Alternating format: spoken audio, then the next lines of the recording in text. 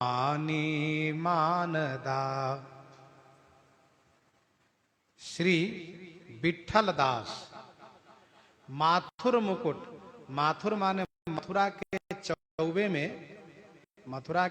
में ये मुकुट मनी हुए, चतुर्वेदी में ये श्रेष्ठ हुए। और अमानी हुए, सबही मान प्रदाप अमानी। और मानदा, सबको मान दिया करते थे। ये एक संत का गुण है। संतों का गुण है सबको मान देना, अपने अमानी रहना। तिलक दाम सो प्रीति, गुण ही गुण अंतर धार्यो। तिलक दाम सो प्रीति। तिलक दाम माने माला। तिलक और तुलसी की माला से इनकी बहुत प्रीति थी। बढ़िया ऊर्ध्वपूर्ण तिलक लगाते थे, खूब माला पहनते थे तुलसी जी की।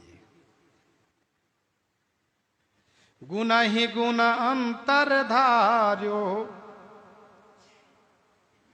और सबके सद्गुणों को अंदर ही अंदर धारण करते थे। सभी के सद्गुणों को अंदर ही अंदर धारण करते थे, दुर्गुणों को नहीं। अवगुण तजी सबके गुण गहहि, विप्रधेनु हित संकट सहहि। अवगुण तजी सबके गुण गहहि, संत हंस गुण गहहि पय परिहरि बारी विकार। गुण ग्रहण करते थे।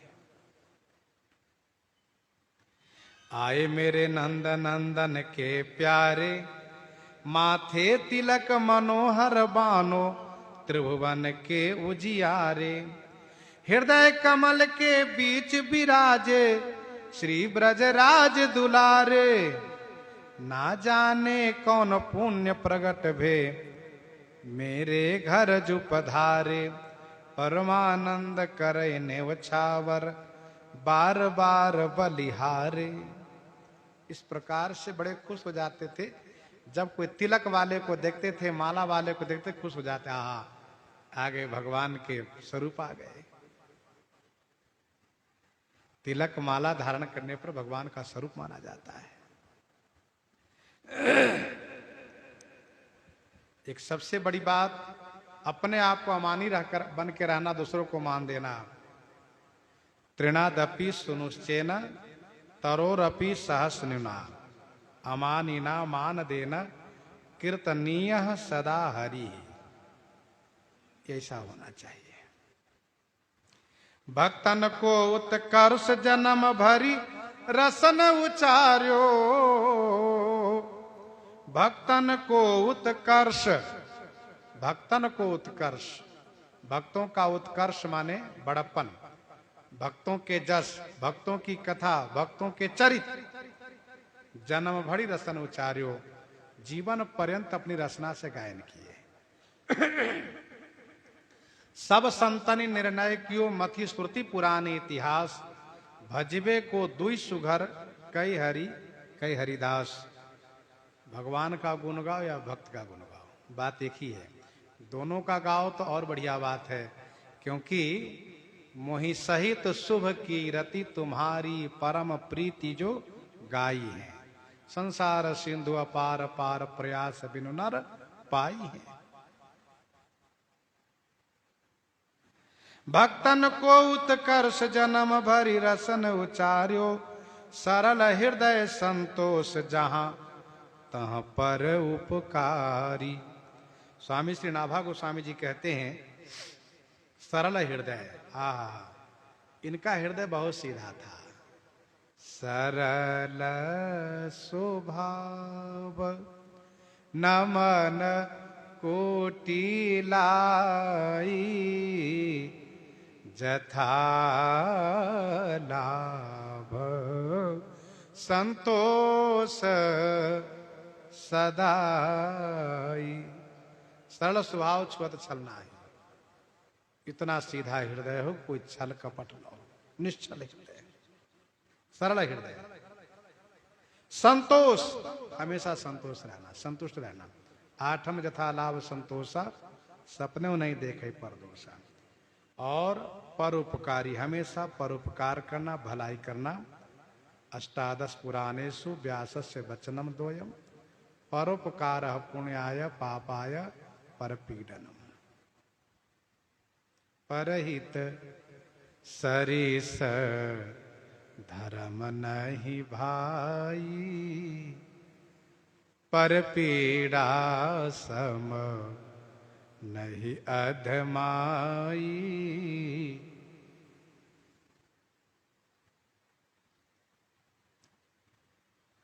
उत्सव में सुत दान कर्म कियो दुष्कर भारी। भगवान का उत्सव मना रहे थे, उस उत्सव में अपने पुत्र को दान कर दिए। पुत्र दान यह कर्म भारी दुष्कर है। पुत्र दान को जल्दी नहीं करता, लेकिन आपने किया। हरि गोविंद जय जय गोविंद, हमेशा मुख से उच्चारण करते हरि गोविंद जय जय गोविंद। गिरा सदा आनंद दाम, इनकी वाणी हमेशा आनंदित रहती थी और हमेशा भगवान के नाम को उच्चारण करते थे।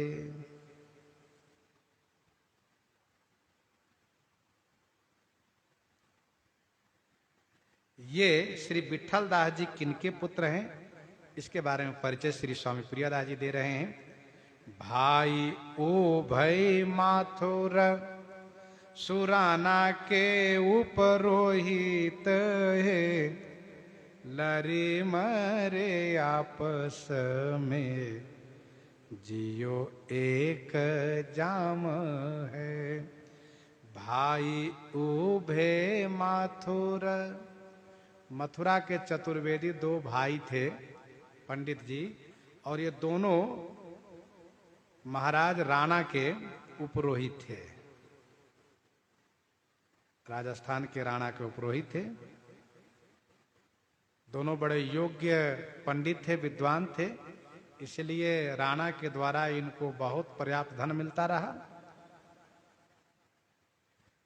दोनों भाई में बंटवारा होने लगा तो किसी बात को लेकर के दोनों में झगड़ा हो गया।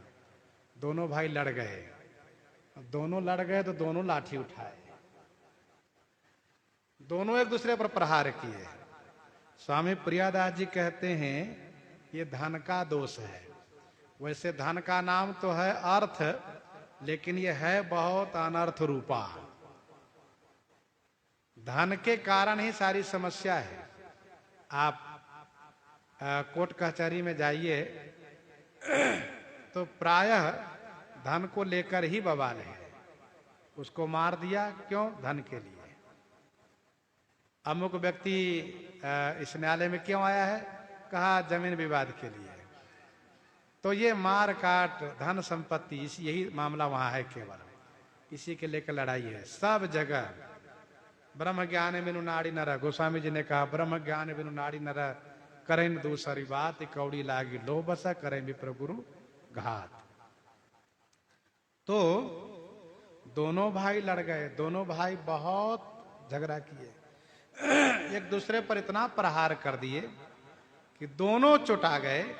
और दोनों चुटाने के बाद एक पहर दोनों जिंदा रहे, दोनों मर गए। आधी घंटे के अंदर में दोनों मर गए। एक मरता तो एक जेल जाता, लेकिन अब दोनों मर गए तो दोनों जैसी आराम। चलो, तब उनका पुत्र एक था जिनका नाम था विठल।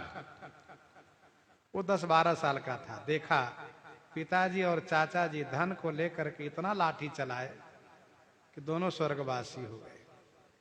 तो ताको सूत विठल सु दास सुख राशि, लिए बैस थोड़ी भयो बड़ो से बई श्याम है। ताको सूत विठल, उन्हीं का बेटा है ये विठल दास।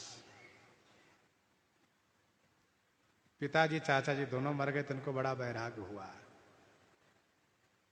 कि राजा के धन ले ले करके पिताजी चाचा जी पगला गए, दोनों मर गए। पुरोहित कर्म अति मंदा, वेद पुराण स्मृति कर नंदा। पुरोहिती कर्म में राजा के सभी पाप के हिस्सेदार पुरोहित को बनना पड़ता है। राजा उल्टा सीधा जो भी कर्म करते हैं, भाई दान पुरोहित जी के दान कर ले जाइए महाराज, तो दान के भोगता पुरोहित जी को दंड भोगना पड़ता है।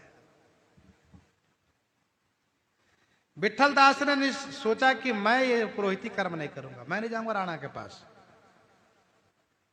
ताको सो तो विठल सुदा सुख राशि है, इनके हृदय में सुख राशि भगवान का निवास हुआ। वयस थोड़ी, इनकी अवस्था थोड़ी है अभी, लेकिन बड़े लोग इनकी चर्चा करते हैं, क्योंकि सेवै श्याम है, श्याम सुंदर की सेवा करते हैं, भगवान की सेवा पूजा करते हैं। बोलो निरप सभा मध्य, आवत न विप्रसूत। राणा, उस राजा ने, राजस्थान से राजा ने राजसभा में कहा, मंत्री जी, जब से हमारे पुरोहित जी दोनों भाई लड़के मर गए, तब से उनके बेटा विठल दास यहाँ आया नहीं एक बार।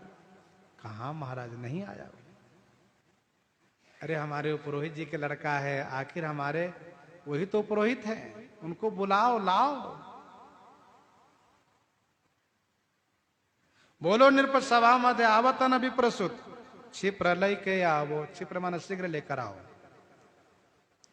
तो मंत्री जी ने कहा, महाराज वह बहुत बड़ा पुजारी है भगवान के, भगवान की सेवा पूजा करते हैं, फिर भी जाओ लेकर आओ। मंत्री आए, कहा चलिए महाराज आपको याद कर रहे हैं, और सुनिए आप चलेंगे ना, आप पुरोहित जी के बेटा हैं, इसलिए महाराज इतना सब कुछ देंगे कि आपका सारा मनोरथ पूरा हो जाएगा।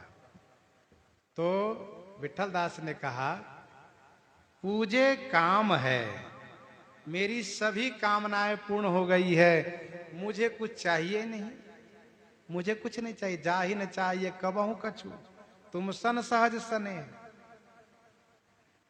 भजन बिगारी कामिनी, सभा बिगारी कूर, भक्ति बिगारी लालची, केसर मिल गई धूर। भजन बिगारी कामनी, सभा बिगारी कूर, भक्ति बिगारी लालची, लालच हुआ भक्ति गई, भक्ति बिगारी लालची, केसर मिल गई धूर। केसर यदि धूल में मिला तो फिर बेकार हो गया, कोई काम का नहीं रहा।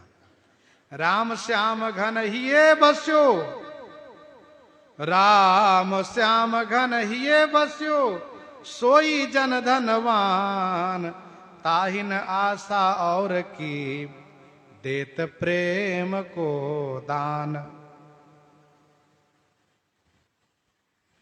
राणा का आदेश है, मंत्री जी लेकर आए।